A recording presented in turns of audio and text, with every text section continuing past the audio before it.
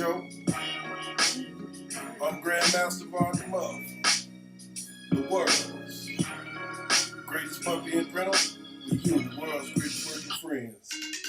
Gregory Blue James.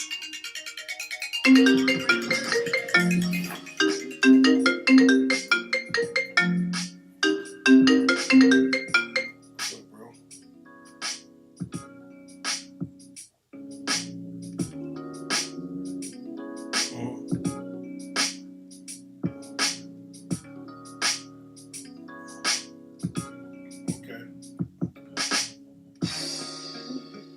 Okay, I'm on a live. I'll call you when I get finished. All right.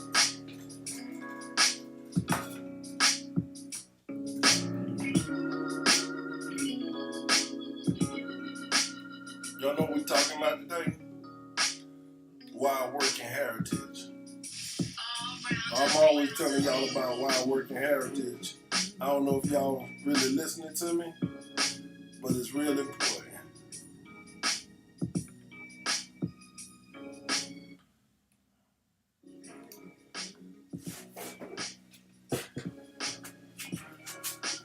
And I'm going to tell you why I got this subject going. I got people continuously always have these high expectations for their dogs. But seriously, why would you want and desire a true protection dog or working dog that looks like these dogs you see online, but you're going by a show dog?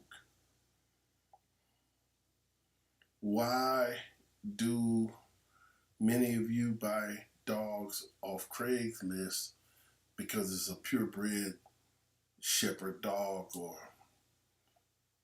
purebred Cane Corso or purebred American Pit Bull, purebred Pit Bull, but it's not from an American Pit Bull Terrier working line? Why do we have these expectations for dogs to achieve such achievements, but we spend pennies on the backyard bargain? It don't mix.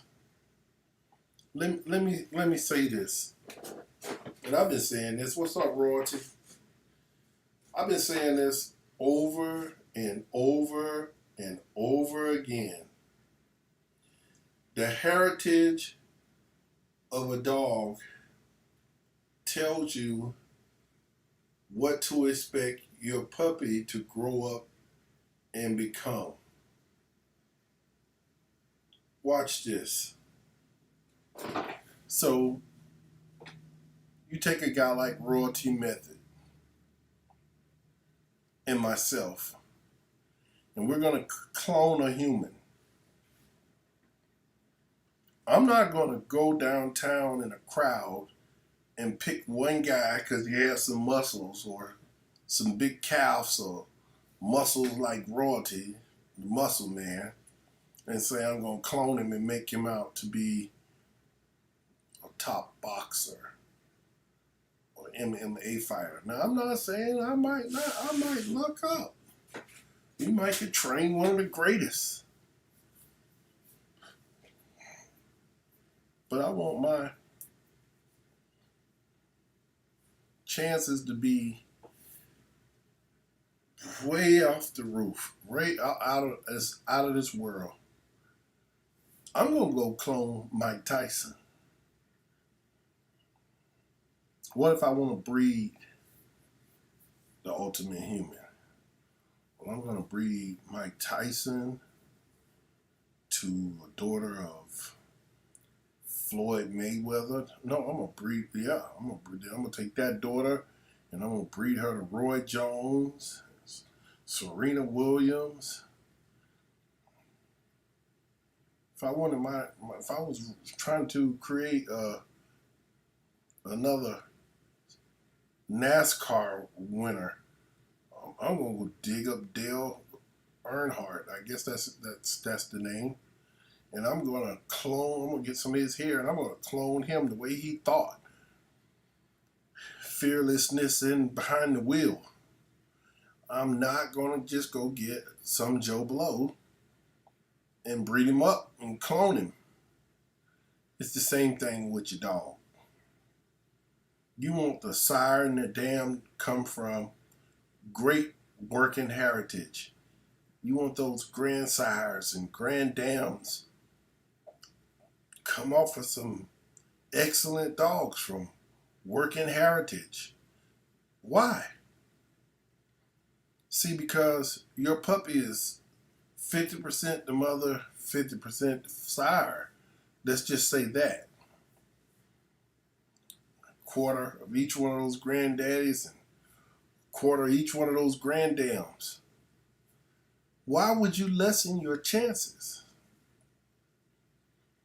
Why would you get a dog just because it was purebred and your neighbor was giving it away and they got it from somebody who got it from somebody who was into AKC show dogs? Oh, this is a purebred Belgian Malinois.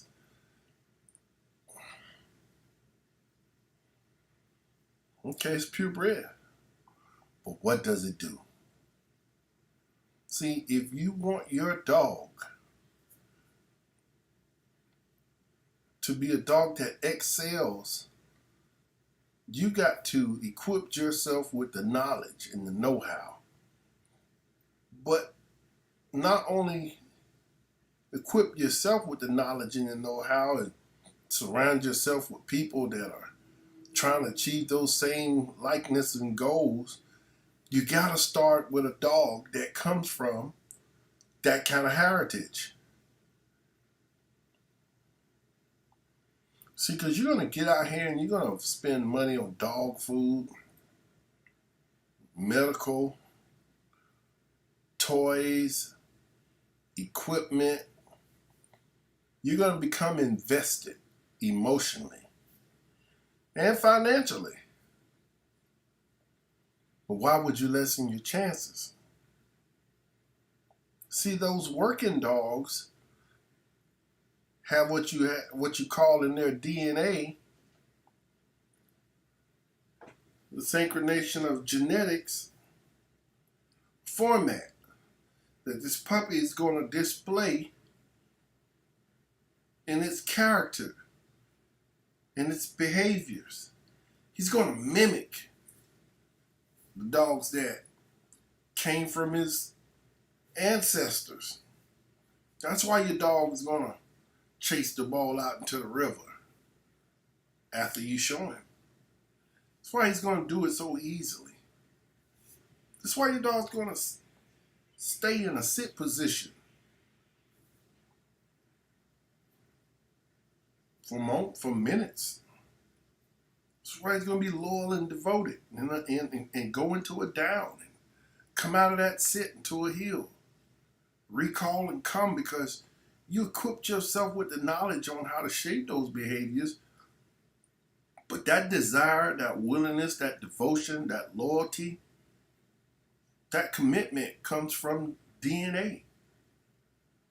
It does. See, AKC, the American Kennel Club, allows you to breed your dogs to other dogs that comes from registered AKC dogs.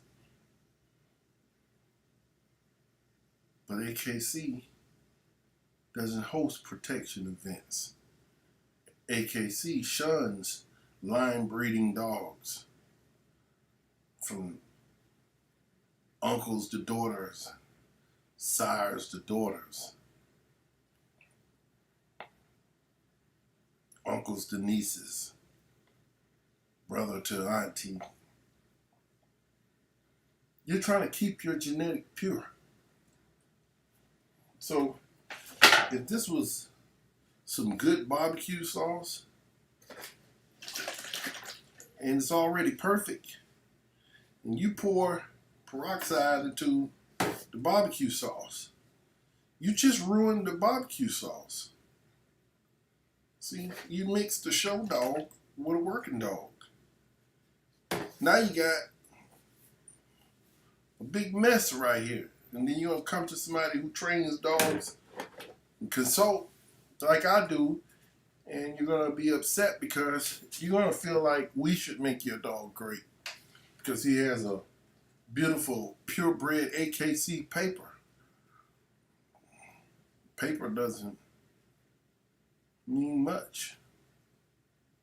What means the most is the dog came from that heritage.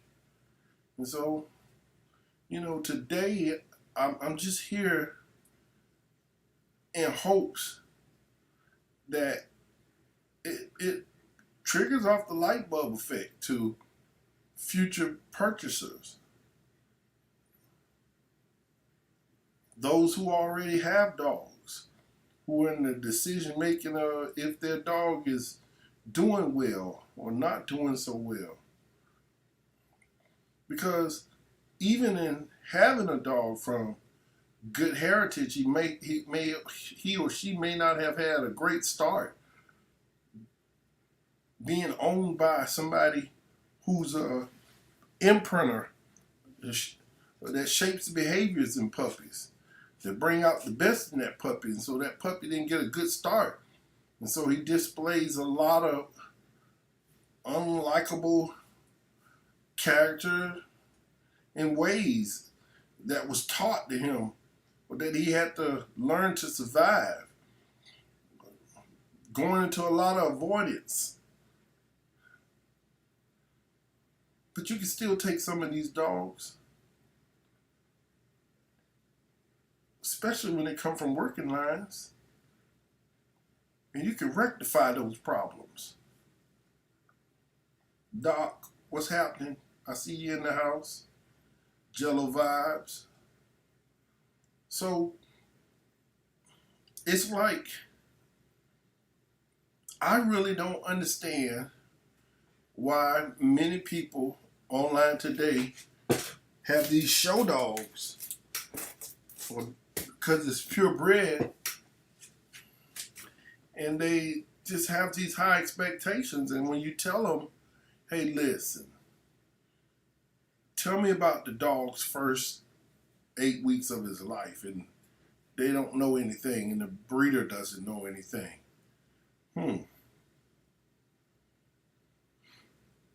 Do you know that when you buy a dog from a breeder, before you do that, you should have asked yourself, why would I buy a dog from a breeder who lacks information on how to get to the other side of the bridge where I'm trying to go? Why is this breeder breeding dogs? Why do I want a dog from this breeder if this breeder can't consult me on his bloodline or his breed of dogs? The breeder should be the person you running back to, asking all these questions. The breeder should be well-rounded with knowledge on how to shape behaviors, as well as the DNA in that dog's heritage, what the dogs did, what kind of dogs they were, all of their accomplishments. What are the accomplishments of the breeder as far as training a demo dog? Has he taken this dog to a level that you have expectations on achieving? Has this breeder ever done that? Why is he breeding dogs? Just because they're purebred? You don't want to just oversaturate the gene pool with dogs because they're purebred. You want to have a reason and a purpose when you breed them. When you're placing these dogs with people, you want to be able to help them and support them, because their success is your success. And you shouldn't breed dogs that we're talking about that don't come from this heritage, that don't possess good character. Dogs that are very extreme, aloof. And I say aloof, meaning aloof has the aloofness of just don't untrustworthy of humans or high animal aggression thresholds.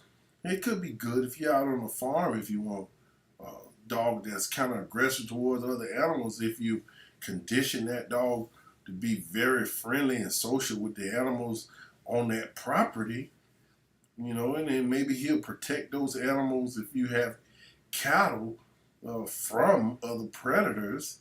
But if you're not using these dogs and you're not placing these dogs with other people who have a need and a purpose, it's all a waste. Don't waste your money.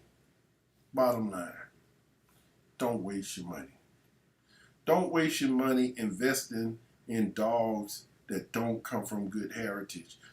Don't waste your emotional state having high expectations for a beautiful, purebred AKC dog and thinking you're going to make this dog run up a ladder, uh, climb through a window, go in a room and sniff a guy out in the closet and pull the guy out till you get in there and he got him by the arm, because he may not have the drives to do this. He may not have the strong silver drive to do this. He may not have the heart to stand there in the test of time. He may not have the willingness to stay there and search in the woods for a lost child or a ball in simple shaping behavior games. And these things will tear you up inside your heart, because you'll feel like I'm investing time every day and I'm doing something wrong. No. Many of you can attest to that. I have trained hundreds of puppies online. I've taken individual puppies from a litter and shaped behaviors, and one after the other before I place it with somebody. And the truth is, I'm not doing nothing but taking time to display what the dog would genetically do if I stimulate his prey drive with a rag or a toy or a bite sleeve like you see right here. And they'll grab this because they're working dogs. They don't want to be caged up in a cage, tied up in the backyard on a chain. They want to be with their master. They want to please you. They want to play games. If you don't play games with a working dog, then he's going to get in trouble. He's going to find a way to entertain himself. You're going to find that that dog is bothering things if it's loose in the house till he learns boundaries. A little mouthy, outgoing, jumping on the sofa type dog, hurting all of your items, your shoes, your cell phone, your comb, your books, everything you loved and touched. He could smell it. He has it all. She has it all, because they just want to be connected with you and they want to show you what they possess genetically. And you're not playing enough games. If you're having issues in the house with a dog and the dog is being what you would call mischief and not behaving, it's not that they're not behaving, it's you're not playing enough games. You don't have these tools. You're not stimulating the mind of that dog every day. Getting out there, teaching that dog that, hey, you can play this game. You play this game, wear him out, he's going to look for more. Because that's what working dogs do. You wake them up. You wake up the genetics. Now they're looking forward to playing this game. You stay consistent. Now you're being able to put triggers and cues. Get a dog to bite something like this. If you go out there and throw the ball 50 times or 10 times or 3 times, the dog going to look forward to playing that 3 times, 10 times, or 50 times. And when you finish, looking at you like, hey, is there more? That's what working dogs possess genetically. This is what show dogs do not possess genetically.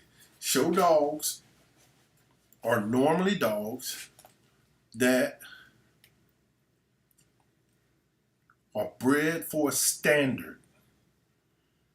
You could place the sire, the grandsire, the grandson, the granddaughters, and they all most likely look the same in markings, same height, same body build.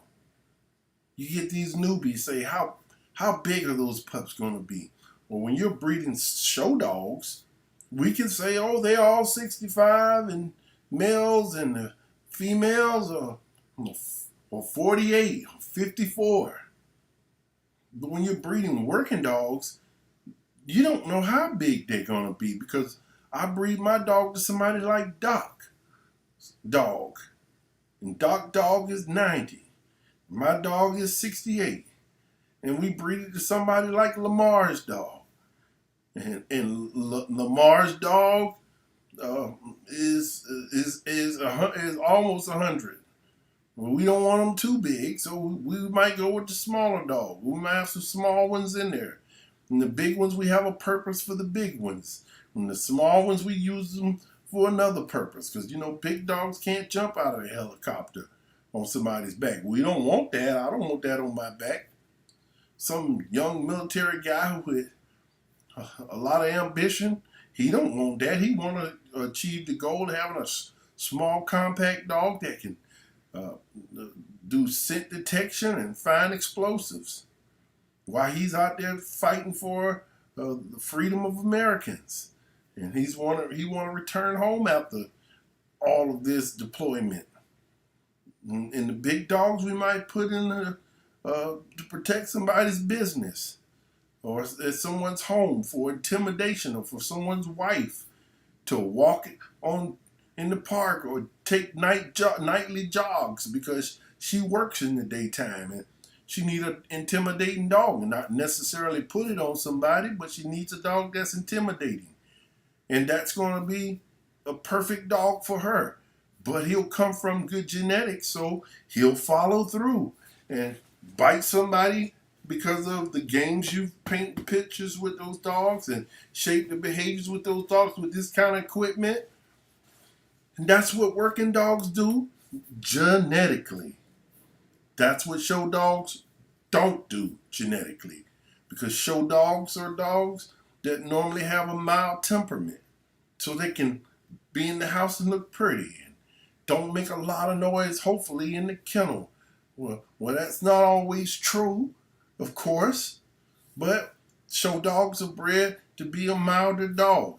Can go out and be judged in a ring by people and handled by various people, including the judge, the groomers, and etc. And sometimes show dogs don't always have those good temperaments like what we speak, because they just breed dogs because they come from paper dogs, purebred dogs, most likely like the one you see on Craigslist. See, a good dog is the only way you find him. You want a good dog, you got to get a good dog from people like you who are on the internet, who's trying to broaden their horizon. They're soaking up information from people like myself and other dog trainers and whisperers that are online, that are shaping behaviors in multiple dogs and giving you guys the informational source on how to achieve those goals. And so, again, why a family of working heritage over show dogs is because if you want your dog to be everything you imagine your last dog should be, or your ultimate dog, as adults, the money we saved up for years to buy a good dog, and this is what I want. You want that dog to be all of that, and you don't want to be discouraged in any kind of way. You don't want to just be buying dogs because they're purebred, or because one dog in the paperwork said he was a champion. Champion what? Champion show ring dog? Champion tug dog? What did he do? Did the others do that? Again, so you want a full heritage of working dogs, sire, dam, grandsires, granddams, and so forth. The whole ancestry is full of dogs that had great accomplishments, dogs that were high achievers. That tells me that my puppy should be nothing less than his ancestors. And then when you come back online and equip yourself with the information from the informational source like we have right here, you're able to get that ending result like the rest of the dogs you see online. And so that's what it's all about. And that's why I say, why a family of working dogs? Because you don't want to cross your dogs with all these dogs that hadn't done anything. And that's, it's very important. I don't know how to pronounce this name, but El Bakabeka, Elbakabecka, B-Bay. I'd like to thank you for supporting our channel with your Cash App donation. And all of you who have continued to support our channel through Cash App donations, which you can see right there on the screen. I'd like to thank Mr. Christopher Harper. Salute to you, my friend, for supporting our channel. Also to Edward Griswold. Edward Griswold. And Dorica Smith. I'd like to thank you. I salute to you. I hope I pronounced that right. Drakera Smith for supporting our channel and the cause. Aunt White, I'd like to thank you for supporting the cause of our channel. It's people like you that supports through Cash App, through sharing these videos on your social media pages, letting others that are looking to get into the world of working dogs and training dogs, let them know that we're here, that we have a great channel with great people like yourselves that comes on here and support the channel and share the channel, share links from the channel, subscribe if you're new to the channel. I would advise you to subscribe right now because we're the Vanguardians. And you're I'm a Vanguardian, you're a Vanguardian. Wouldn't you like to be a Vanguardian too? Was that right? I'm a Vanguardian, he's a Vanguardian, she's a Vanguardian. Wouldn't you like to be a Vanguardian too? Yeah, of course. We would love for you to be a part of our Vanguardian team because you know what we do here? We get on here every, I don't want to say every day, but when I am motivated, I go out here and I try to make videos. I get on here on our live channel and I talk about issues with the working dogs. I talk about topics that are asked in on the comment line. I read comments of everything everybody says, positive and negative. Whether I respond to it or not, I do read them. And sometimes it takes me a while to answer your questions because I want to be in the right state of mind when I do answer them. So sometimes that's why it takes me a while before I answer some questions and I jump over.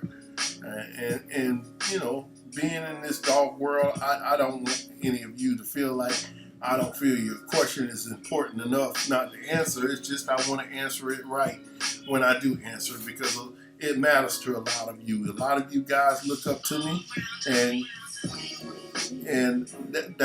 that's heartfelt and overwhelming at times and so I have to come in my right state of mind to give you the best possible answer when it comes to guiding you with getting success with your dog training or making decisions with the dogs that you have now, rather you keep it or to continue on or start all over. Again, if you're looking to purchase working dogs, you've reached the right place and at the right time. I'm about to make a super powerful breeding. Shouts out to my man, Akira Reese. I'm thinking about you down here on Earth. Akira left me with a very good dog.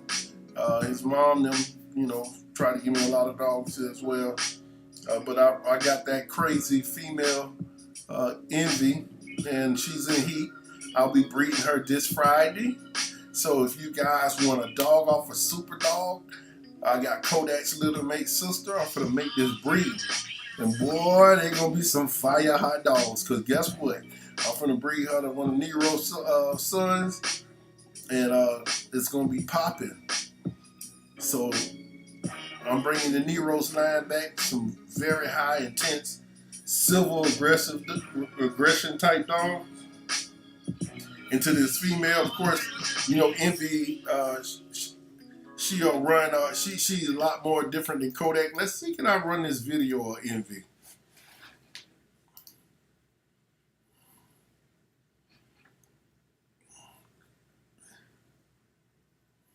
We got a video of Envy up here when he brought her on the porch a while back. Me and Envy we've become best friends since. She loves me and I love her. We have some respect. I call this the Reese breeding. I'm going to keep a few out of it, and I'm going to raise my next YouTube star off of Envy. Here's Envy right here. Envy's a tough dog. If some of you guys never met her. No. Look, I saw that whole time. No, leave it. No, leave it. Now, Envy's finna have I saw that. Envy's finna have some babies for me. Oh, I feel so. I can't wait to see Envy have these babies. From my Nero's line, I'm putting in Nero's. Nero's was a son out of Quattro. It's bred, Quattro the tiger. I imported him from Canada. That's a different line. Although it's off of Quattro, it's a little different from my program, from the way I bred my dogs. And of course, Envy shows a lot of the civil aggression the way that Nero's shows in many of his videos. Kodak is more social dog. My demo dog, I take everywhere around people, places, and things.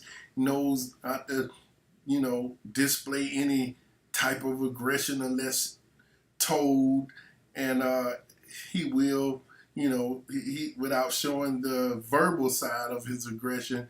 I know that he's watching you when you start doing things he don't like, but overall he's a very trustworthy dog that I could take everywhere. Envy was being raised, her pictures that were painted in her head, hey, everybody's fair game. Reese was a country boy, he lived in the country.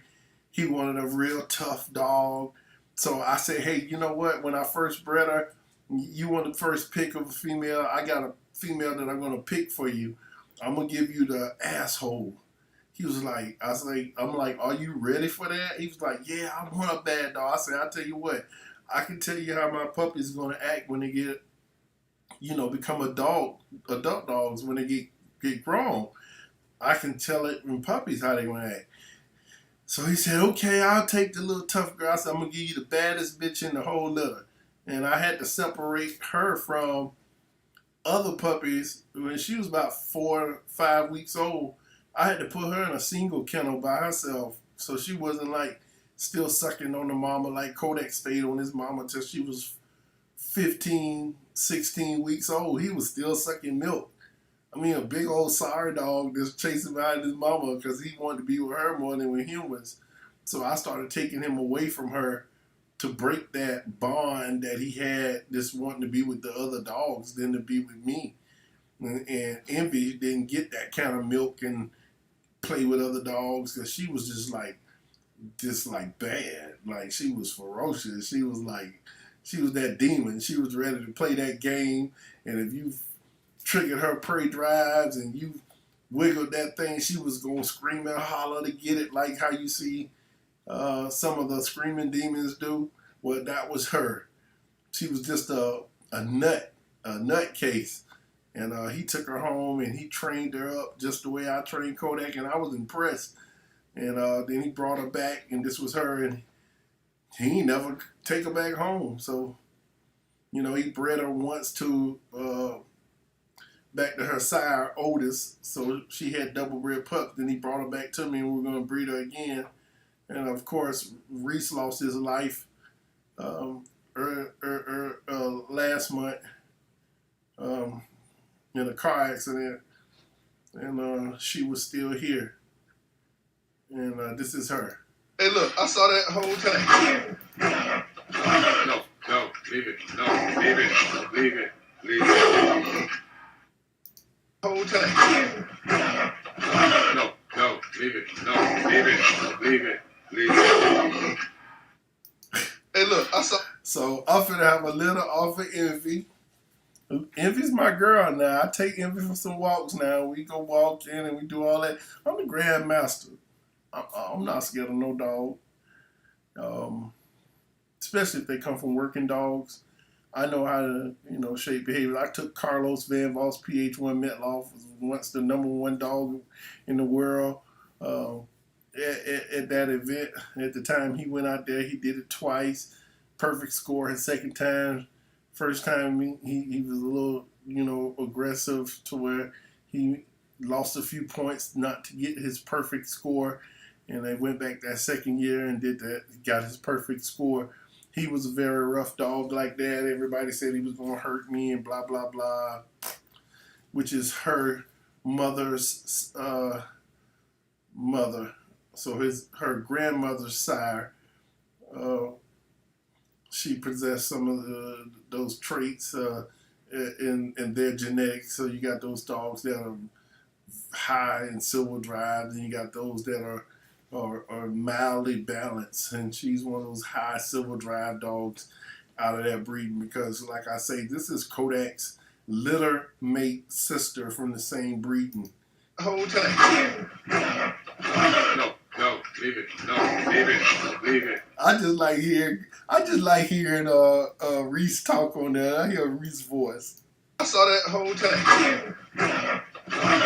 No, leave it. No, leave it. Leave it. Leave it.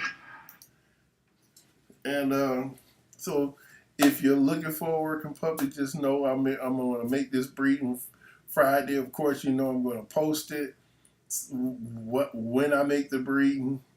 I got high expectations. I'm going to keep a dog out of it. I'm going to do the whole little video thing like I do with all my little pups. I'm going to raise it up.